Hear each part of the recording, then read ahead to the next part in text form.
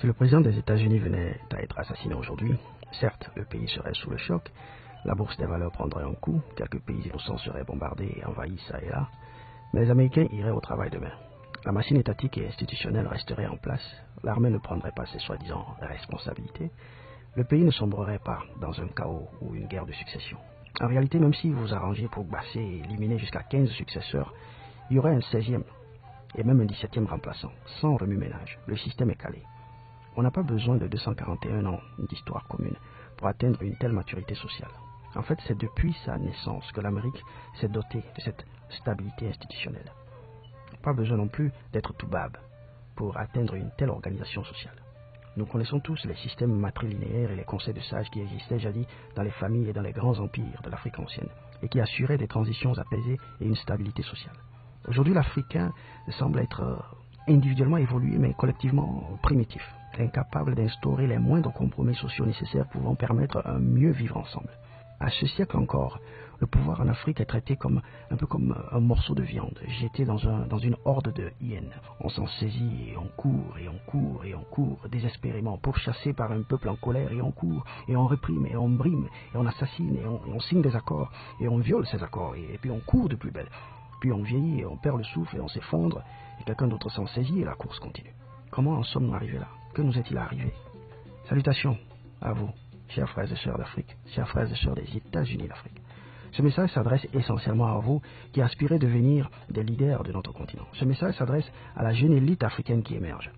Mais ce message s'adresse aussi et surtout aux dirigeants actuels. Chers amis, si vous regardez cette vidéo et si vous connaissez quelqu'un qui connaît quelqu'un qui a accès à votre président, faites passer le message. L'intention ici n'est pas de les outrager, mais de leur adresser un message sincère de la part des masses conscientes et libres d'Afrique. Parce que nous savons que nos leaders ne sont pas libres dans leur prise de décision. Et nous pensons que le peuple se doit de les aider. Cette vidéo, qui est la troisième partie de notre série sur l'intérêt national, nous la dédions donc respectueusement à nos présidents. Et nous avons quatre petites propositions concrètes à vous présenter. 1. Communication. 2. Propagande. 3. Pouvoir collégial. 4. Action conjuguée. Chers présidents africains, nous savons que vous n'êtes pas des idiots. Nous savons que vous n'êtes pas des incapables. Gouverner une nation africaine est l'une des tâches les plus coriaces au monde. Il faut en être capable. D'ailleurs, un de vos aînés n'a pas hésité à le dire clairement. Je commencerai par dire que ne dure pas au pouvoir qui veut, mais dure qui peut. On vous a souvent accusé de ne poursuivre que vos intérêts personnels. Mais qui, sur cette planète, peut honnêtement affirmer qu'il ne vit et ne travaille que pour l'intérêt des autres? Celui-là serait non seulement un menteur, mais un menteur dangereux. Vous avez le droit de poursuivre votre intérêt. Il faut seulement que vous arriviez à bien discerner ce qui constitue réellement votre intérêt personnel. Nous savons que vous gouvernez avec un fusil sur la tempe. Nous savons que l'oligarchie occidentale vous impose des marchés et des choix ridiculement suicidaires.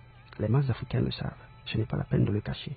En fait, il n'est pas dans votre intérêt de cacher les chantages qu'on vous fait, de cacher la vilainie de ces peuples dits civilisés. Il faut les exposer au grand jour. C'est là votre premier bouclier. Et c'est là notre première proposition. Communication, communion, connivence avec vos peuples. La stratégie favorite des preneurs d'otages, que ce soit avant ou après l'enlèvement, c'est d'isoler la victime de son groupe d'appartenance. Chers présidents africains, ne vous laissez pas isoler. Ne devenez pas étrangers à vos peuples. Vous êtes des employés du peuple. Rompez le silence. Rendez compte au peuple des chantages indécents que vous infligent ces prédateurs de l'oligarchie occidentale. Révélez à la face du monde les menaces barbares que ces gens décivilisés vous profèrent. Nous étions dans un pays, si nous voulions affronter ces organisations internationales, si nous voulions affronter des multinationales pour mieux négocier le prix de l'or, le prix du coton, il nous fallait un consensus national. Nous avons vu, quand il y a eu des velléités, nous avons senti que cela pouvait conduire jusqu'à la limite, à la chute du régime. En termes clairs, notre président Alpha Condé nous dit ici que s'il avait poursuivi les intérêts de son pays, les barbares l'auraient tué. Africa finds herself in a catch-22 situation, you see.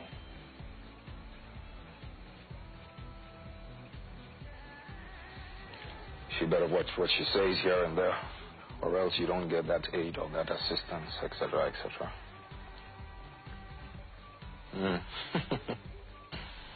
What kind of blackmail is this? And it's a painful thing for me sitting here to have to be making such admissions. But these are some of the truths, the hard facts, my dear. You know. Vous savez, moi j'ai l'habitude de dire que j'ai gouverné dans la douleur. Parce que j'ai passé mon temps à faire des ajustements. J'ai reçu un coup de téléphone de mon ami Michel Kandessu, directeur général du FMI. Ce coup de téléphone, je crois, a duré 2 heures de temps. On a commencé à parler sur un ton courtois, puis ensuite ça s'est durci. J'étais dans mes appartements du palais. Mon épouse qui allait et venait, à un certain moment, elle sentit que le ton se durcissait. Elle s'est assise pour prier. Elle s'est dit, mon mari a des problèmes. Elle s'est assise pour prier. Et Michel Kandessu me disait, en résumé, Président, vous avez été très courageux, mais ça ne suffit pas. Il faut que tous ensemble, vous fassiez la dévaluation. Le 12 janvier 1994 à 0h, le franc CFA qui valait 2 centimes n'en vaut plus qu'un seul. Une dévaluation de 50% qui touche les 14 pays de la zone franc. Et voilà comment cette dévaluation tomba sur nous comme un décret divin. Il n'y eut aucune voie de recours, aucune résistance, aucune protestation contre les barbares, aucune représailles contre leurs intérêts sur le continent.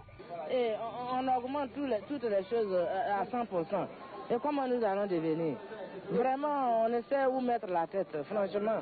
Ça ne veut pas de choses de nos autorités, ça vient de loin. Je ne sais pas ce qu'on va faire, ça sera difficile, quoi. On va faire avec. Au contraire, c'est encore contre nos présidents que nous nous sommes révoltés, que nous nous sommes rébellés. Et quand nos marmites ont commencé à se vider, c'est contre nos voisins que nous avons pris les machettes. Non mais l'Afrique doit mûrir un jour. Votre Excellence, M. Abdou Diouf, vous n'étiez pas obligé d'accepter ce chantage. J'ai le dos au mur. Si je ne le fais pas, peut-être qu'à la fin du mois, vous ne percevrez pas vos salaires, vous les fonctionnaires. Parce que je n'aurai pas les fonds que j'attends. Justement, Monsieur le Président, mais vous ne voyez pas qu'après 50 ans d'indépendance, bon, on va dire quoi, 34 ans au moment où l'affaire se passait, vous ne voyez pas qu'après 34 ans d'indépendance, qu'il soit un peu aberrant et honteux que nos simples salaires dépendent encore des dons de nos anciens colons? Pourquoi avons-nous osé prendre l'indépendance alors? Lorsque vous aviez 35 ans d'âge, Monsieur le Président, dépendiez-vous de vos parents? Tendiez-vous la main à vos parents pour les moindres de vos besoins? Bien sûr que non. Tout le monde le sait, c'est à 35 ans que vous êtes devenu Premier ministre de M. Senghor. C'est là un homme, un vrai. Un homme doit grandir, quitter la maison de papa et maman, s'instruire, pourrir dans les difficultés et les vicissitudes de la vie autonome, puis germer et produire des fruits. Et vous l'avez fait à l'échelle individuelle. Pourquoi l'Afrique ne le ferait pas vis-à-vis des colons? C'est vrai, on nous dira que 35 ans, c'est très peu dans la vie d'une nation. Qu'est-ce 40 ans dans la vie des peuples quand le monde compte des milliards d'années d'existence? Oui, mais pardonnez, papa au fouet. Juste à titre d'exemple, vous savez à quel âge la nation américaine a décidé de rompre avec son ancien colon? Dès la naissance. Alors qu'elle était composée que de 13 maigrichonnes colonies coincées le long de la côte atlantique, menacées de toutes parts par les Anglais, les Espagnols, les Portugais, les puissantes tribus indiennes, gangrénées de l'intérieur par ses propres esclaves noirs, en pleine instabilité, sans fondation économique, sans armée régulière, sans flotte navale, l'Amérique décida néanmoins de couper le cordon avec la couronne, avec l'ancien colon. Quand on veut l'indépendance, c'est comme ça on fait, et puis on noue de nouvelles alliances. Mais revenons à la communication. À vous, Excellence, Monsieur Abdou Diouf, et à tous les Abdou Diouf de demain. Voici ce que nous aurions souhaité vous voir faire dans un cas pareil. Après une telle conversation, vous rejoignez votre femme, vous priez ensemble votre Dieu, ensuite vous préparez un bref discours destiné à votre peuple. Le lendemain matin, vous larguez l'information, vous leur révélez le chantage qui pèse non seulement sur vous, mais qui pèse sur toute la nation sénégalaise, sur tout le peuple africain. Vous serez émerveillés par les sacrifices dont le peuple africain est capable. Un peuple bien informé est un peuple déjà libre. Chers dirigeants africains, ne vous isolez pas. N'affrontez pas la France, n'affrontez pas les multinationales en cavalier seul. Soyez de connivence avec vos peuples. Allez au combat avec vos peuples. Rendez compte à vos peuples. Rendez compte à vos peuples de vos pourparlers avec les colons. Vous n'êtes pas obligés de vendre les terres riches du continent, peu les morceaux de vos terres et de les hypothéquer, les donner à la France et à la Chine pour des durées de 30 ans, 50 ans, 100 ans, rien que pour avoir 12 mois de cash. Dites au peuple qu'on vous menace, dites aux médias nationaux et internationaux que ce monsieur vient de me dire que si je ne lui donne pas ce marché, demain je suis un homme mort. Lorsqu'un président de la République française interdit, je suis tombé sur sur le dos quand j'ai entendu ça. Vous savez que l'Union africaine, qui était à l'époque présidée par son Excellence le président Obiang Bazogo de la Guinée équatoriale, avait, à propos de la Libye, avait une solution négociée à proposer. Ils ont formé une délégation pour y aller. Et Sarkozy leur dit, je vous interdis de monter dans l'avion, parce que si vous passez l'espace, je vous flingue. Et bien ça s'appelle de l'irrévérence, c'est de l'irrespect. On ne parle pas comme ça à des pays qui sont souverains. Et qu'on voit la barbarie des gens civilisés. Le peuple sortira en masse, le peuple fera du bruit, et la diaspora fera l'écho. Le monde entier sera au courant et témoin de la barbarie des hommes civilisés. Ne l'oubliez jamais, le peuple est et sera toujours plus fort qu'un seul de ses fils. Mettez le peuple de votre côté. On nous dira, oui, c'est naïf, et ça va à l'encontre des règles de la diplomatie. Mais qu'on nous dise qui a établi ces règles de la diplomatie et à qui profitent ces règles. Si ça ne nous arrange pas, ça ne nous engage pas. C'est d'ailleurs ça, la morale de ces barbares. Deuxième point, la propagande. Très brièvement, cher président, nous ne voudrions pas abuser de votre temps précieux. Le point que nous voudrions faire ici, le voici. Subissant ce que vous subissez, sachant ce que vous savez, sachant comment tel collègue a été arnaqué, comment tel autre collègue a été muselé, comment tel autre a été chassé du pouvoir, comment tel autre a été assassiné, ne voyez-vous pas qu'il est impérieux de former une jeunesse qui puisse résister à cela? Voilà un Macron, à peine âgé de 40 ans, mais déjà pétri à la culture coloniale et à la barbarie de l'oligarchie française. Le défi de l'Afrique, il est totalement différent, il est beaucoup plus profond, il est civilisationnel aujourd'hui. Il nous fera les mêmes chantages. Il envahira s'il faut envahir, il tuera s'il faut tuer. C'est ça la moralité des Bourgs. Il pérennisera l'héritage de De Gaulle. Et il le fera de manière plus audacieuse, plus vicieuse, parce qu'il est le fruit d'une évolution. Chaque génération est une évolution de la précédente, à condition qu'elle soit bien entendu conditionnée pour l'être. Chers dirigeants africains, que faites-vous pour conditionner notre jeunesse afin qu'elle fasse mieux que nous, afin qu'elle résiste mieux à nos prédateurs naturels? Il faut éduquer à la base. Il faut élever le niveau de pensée politique de nos peuples. Il y a une sorte d'élitisme mandarinal malsain que nous avons conservé depuis l'époque coloniale et qui consiste en ceci. Les rares illuminés veulent rester les seuls illuminés. Non, mes chers présidents, vous qui êtes en contact direct avec les turpitudes de la géostratégie mondiale, trouvez le moyen d'enseigner à vos peuples comment se défendre. Lorsqu'on voit M. Kémy Séba, devant des jeunes étudiants et élèves, dans des propos lourds d'informations et des analyses géostratégiques très avancées, on pourrait avoir l'impression qu'il prêche à des sourds. Mais erreur, il est en train d'élever leur niveau de pensée. Ces jeunes Africains qui écoutent Kémy Séba, ils ne possèdent peut-être pas les derniers portables et les tablettes de dernier cri, mais ils savent et comprennent que c'est le sang des enfants du Congo qui est versé dans ces gadgets. Aucun toubab ne pourra les convaincre de prendre des armes un jour contre leurs propres frères et contre leurs propres sœurs. C'est de cette propagande-là qu'il est question. Vous savez, en septembre 2016, invité en France à l'occasion des 40 ans du CERDI. Le CERDI, c'est le Centre d'études et de recherche sur le développement international. C'est là-bas qu'on forme les économistes africains. Genre, on envoie les joueurs d'ASEC d'Abidjan pour être formés par les entraîneurs de Ashanti Kotoko. Un truc comme ça. Bon, passons. Toujours est-il que son Excellence, M. Alassane Dramane Ouattara, a été invité là-bas pour, c'était un ancien élève, donc invité pour commémorer les 40 ans de succès de cette grande école française. Un étudiant ivoirien ose lui poser une question sur un possible abandon de cette devise qu'est le franc CFA. Ah, mais le grand frère ne l'a pas loupé, hein. On ne discute pas des affaires monétaires sur la place publique. Si on muselle de la sorte un étudiant en masters, quel sort réserve-t-on aux centaines de milliers d'élèves et d'étudiants qui surpeuplent nos écoles en Afrique?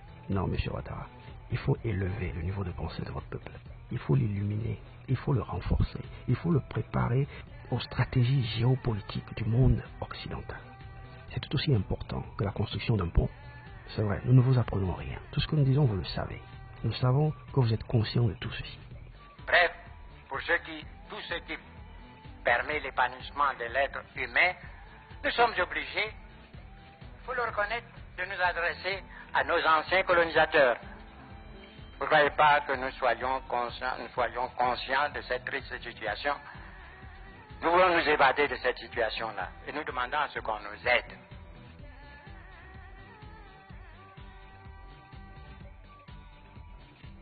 Nous savons que vous n'êtes pas libre de vos actions, que les multinationales vous tiennent en laisse et vous menacent parfois de mort si vous ne servez pas leurs intérêts.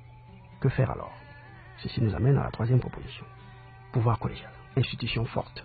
Un seul cerveau ne peut pas à lui seul décider de la destinée de toute une nation. C'est contre-productif. Vous avez certainement vos aptitudes, nous le savons, vous avez vos talents, nous le savons, mais vous n'avez pas toutes les aptitudes et vous n'avez pas tous les talents. Nous avons besoin de nos George Washington pour commander nos armées, de nos Thomas Jefferson pour asseoir nos fondements et nos lois fondamentales, de nos Alexander Hamilton pour asseoir nos finances. Nous avons besoin de nos Benjamin Franklin pour gérer notre diplomatie et nos relations extérieures. Et ainsi de suite. Tout ceci avec un objectif fondamental commun. L'intérêt national, l'intérêt de la patrie, l'intérêt du continent, l'intérêt de moi et de mon voisin parce que c'est tellement lié. Il nous faut des institutions fortes qui garantissent la pérennité de notre philosophie politique.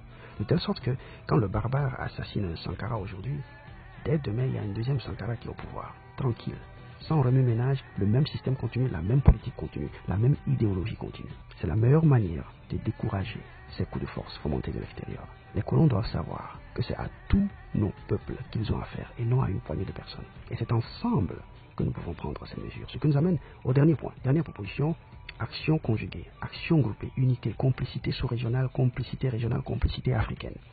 Si le Burkina refuse un marché parce que ça ne l'arrange pas, le Togo ne doit pas prendre ce marché. Le Bénin ne doit pas prendre ce marché. Le Mali ne doit pas prendre ce marché. Comme disait l'autre, on fait de la compétition ruineuse entre nous. Un pays africain refuse de prendre votre offre pour exploiter son pétrole, votre offre de 10%, il refuse. Vous traversez la frontière, un autre pays africain vous ouvre les bras, venez prendre.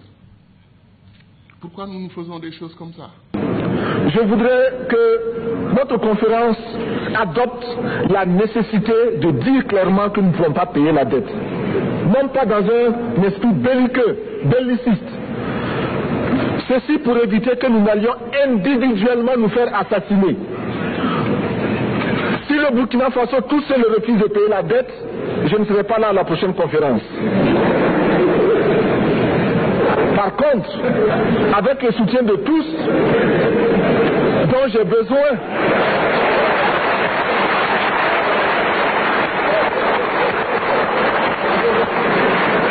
avec le soutien de tous, nous pourrons éviter de payer. Pour finir, chers leaders actuels et futurs de l'Afrique, nous voudrions que vous sachiez ceci. La nouvelle génération africaine aspire à une fédération continentale. C'est un mouvement qui est en train de créer une boule de neige. C'est un mouvement qui est présent. C'est plus qu'un rêve, c'est un objectif. Et nous allons le réaliser. Inscrivez votre nom sur les bonnes pages de cette histoire. L'Afrique doit au monde une révolution. Notre mission de la jeunesse actuelle, c'est de créer une nouvelle condition, que l'Afrique soit forte et puissante. Ceux qui ont fait les États-Unis à Philadelphie, le plus vieux, c'était Benjamin Franklin, il avait 80 ans. Le jeune qui venait après lui avait une cinquantaine d'années, Washington, qui serait le premier président. Les autres, les techniciens, les autres leaders là, avaient 30 ans, 33 ans.